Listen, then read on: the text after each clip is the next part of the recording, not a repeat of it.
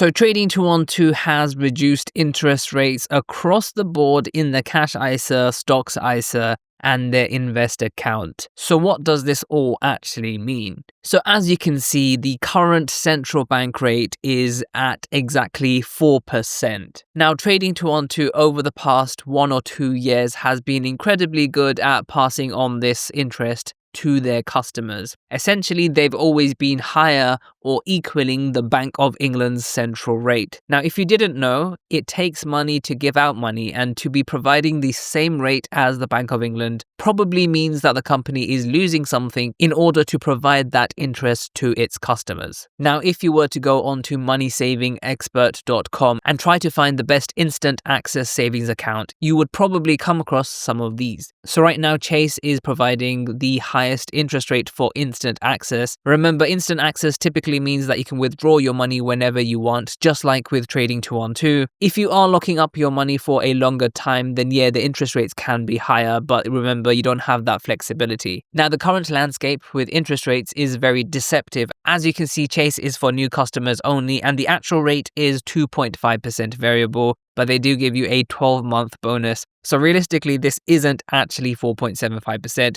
It's going to drop drastically after that first 12 months. You can also see 4.55% from West Brom Banking Society, but again, there are always caveats to this. The rate drops to a measly 1.9% if you make full withdrawals, and the rate drops to 4.4% next month. But again, 4.4% is pretty good, I would say. So this is the Trading 212 Cash ISA. As you can see, I've never actually used this. So currently, Trading 212 is providing 3.85% as an annual equivalent rate on their Cash ISA. And this is the first time in my memory where Trading 212 was providing an interest rate that was below the Bank of England's central rate. Now, I suspect Trading 212 has done this because the interest rates are dropping everywhere anyway, and although this brings in a lot of new customers, it's really hard right now to be competitive with some of those banks that we saw before. 3.85% is not even close to some of the 4+% that we're seeing. And also, if rate cuts are to continue,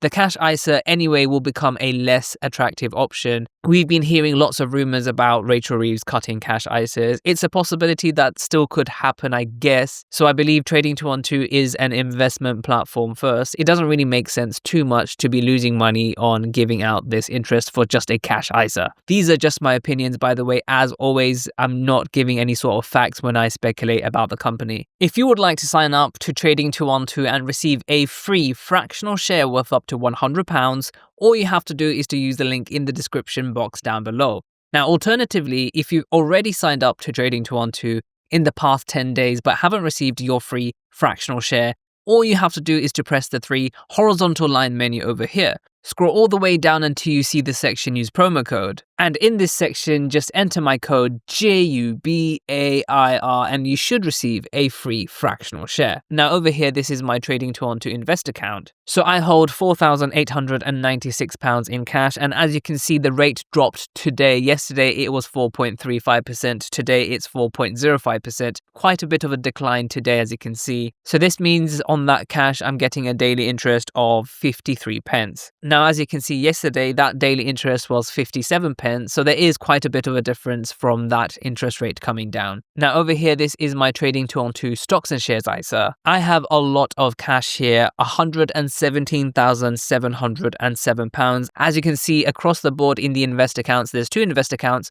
One is the Trading 212 Invest account. The other is the Stocks and Shares ISA. There's obviously a big difference in that the ISA remains tax-free upon withdrawals. So a reduction of 0.3% has been a pretty large drop. You can see that my daily interest from this current cash is £12.80. So you can see on the similar amount of cash that I had before, I was getting £13.72. So this decrease in interest rate has resulted in a loss of around 92 pence per day, which is actually very significant because that is a daily interest. Times that by 30 and you can see how much you're losing. In either way, I'm actually very glad that the interest rates are reducing. First thing is, I don't want to be in cash forever. Cash is in my opinion, a depreciating asset, if you can even call it an asset. The longer you hold on to cash instead of investments, the more you lose to inflation and possibly other things. Now, the reduction in interest does encourage more people to potentially go into the stock market instead of just holding cash. And that could be a good thing because more money will go into investments. That could increase the value of our portfolios. The other thing, of course, is that with lower interest rates, it becomes a better environment for businesses as the cost of borrowing reduces and profits can increase as a result of that. Although that doesn't mean that the company that you're investing into is just suddenly going to go up. Nothing works like that, unfortunately. So I'm happy for the interest rates to continue to come down. Like I said, holding on to cash is not a good idea. You can see over the past 3 months, my return could have been a lot higher if I was invested, but should have, would have, could have, it could have gone down as well. So in the stock market, remember, there's always risk for investing your money. So make sure to check out some of my other videos and I'll see you in the next video.